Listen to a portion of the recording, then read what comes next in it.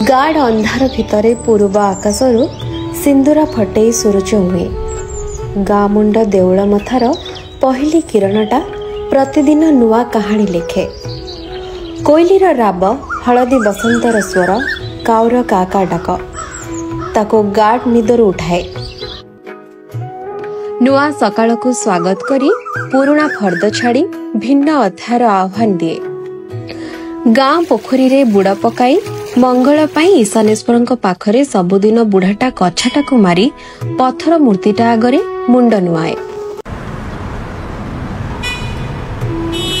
कला मचमच बहल गाड़ी कोलाहल सड़करू टिके बाहरी बाम को देखिले मो गाँ पड़े। धोब फरफर अल्प गहल सरुआ सीधा बंका कंक्रीट रास्ताटा आम समस्त को भिटामाटी रे पहुंचाई दिए। नील रंग साड़ी पिंधिथिबा टांगरा खेतरे आखिटा खोसी होई जाए। आकाश मार्ग छबिटा निमिषे छिड़ा कराइबाकू बाध्य कराए।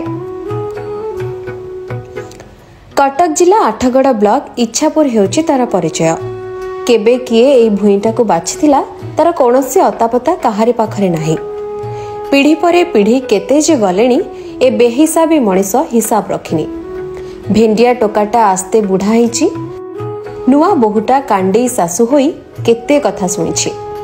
कथा कहि जानि नथिबा कुमलिया शिशुटा गाँ दांड धूली रे गड़ी यौवनर सीढ़ी चढ़िछि।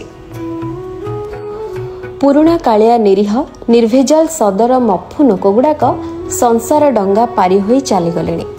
अल्प केईटा पाकेला बालिया राजाराजुड़ा इंग्रेज अमलर लोक बाड़ी खंडे धरी सिमेंट चटाण गाँ मझी चांदिनी रे गमात करुछंती। ए देखुनाहांती केते सरागरे गमात करि छालिछंती।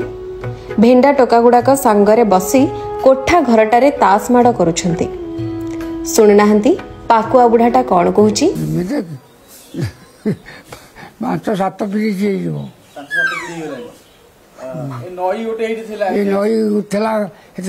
सुविधा लोक आसते आम गाँ उठीगला चाल घर सेमती दिने खाइले दिने पदे रोते कौन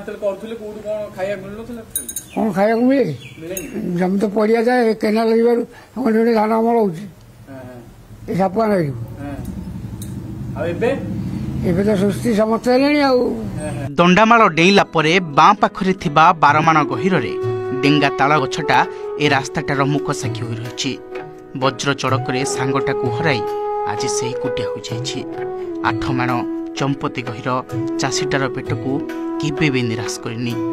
अंधपट्टी अभाग चाषीटा केते थर जे ताकू हजाइछि तार कल्पना नहीं।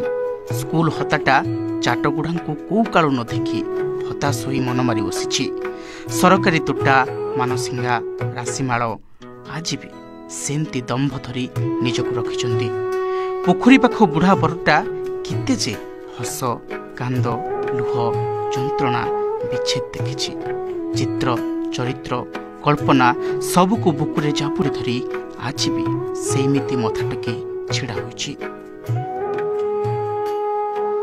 अंकाबंका सपुआटा बक्षरे लटागुड़ा गुड़े तुड़े ही अणनिश्वासी कर धला चादर घोड़े होइथिबा निर्मल नईटा कला पंकरे भर्ती हो जाइछि। नई आरपारी थिबा माँ खपरमली सबुबेले पणत घोड़ाई रखिछे। गाँ मुंड ईशानेश्वर इच्छापुर पई अभय साजिछंती। आद्यशक्ति सबुबेले विपदरू उद्धार करिछंती।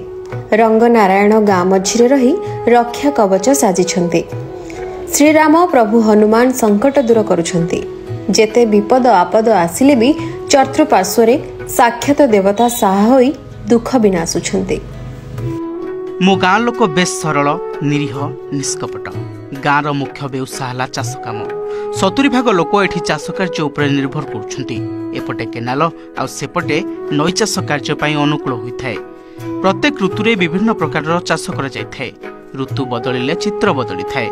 धान चाष ठारू आरंभ करी कोबी भेंडी बोती बैगण बिलाती पोटल कखारू आदि अनेक पनीपरिबा चाष होइथाय। ढेंकानाल कटक भुवनेश्वर आदि बड़ बड़ सहर को एइठु जाई सेइठि पेट पुरी थाए।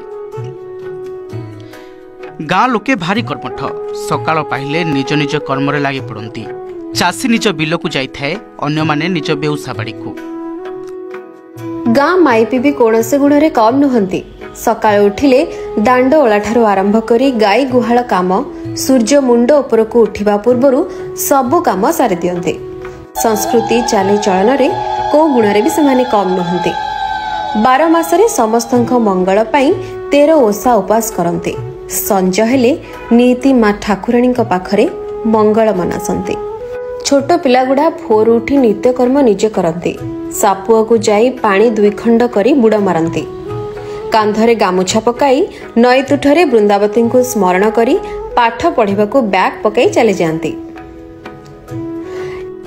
ये मो सुंदर स्कूल एठू के साहेब हुईची आउ के मालिक मनीष करैछि सम्मान देछि बंचिबार राह देखाइछि पिलाबेलर स्मृति गुड़ाक आज भी ता कांथरे जड़जड़ होई लेखा होछि पिलागुड़ा पाठ पढ़ी फेरिला बेले गाई गोठ पेट पुरे गुहाळ मुहां होई आसंते तेज सूरजटा शीतल होई अंकुला दंडारे अस्त होई डूबी जाए मुह संजरे हरिनामरे गाँ लोक भिजी जाते दिन जाकर थकापण मारी खटियाटारे कर्मठ मणिष पखाळ गंडी खाई अचिंता निदरे सोई जाए पुणी एक नुआ सूर्य उदय को अपेक्षा करे।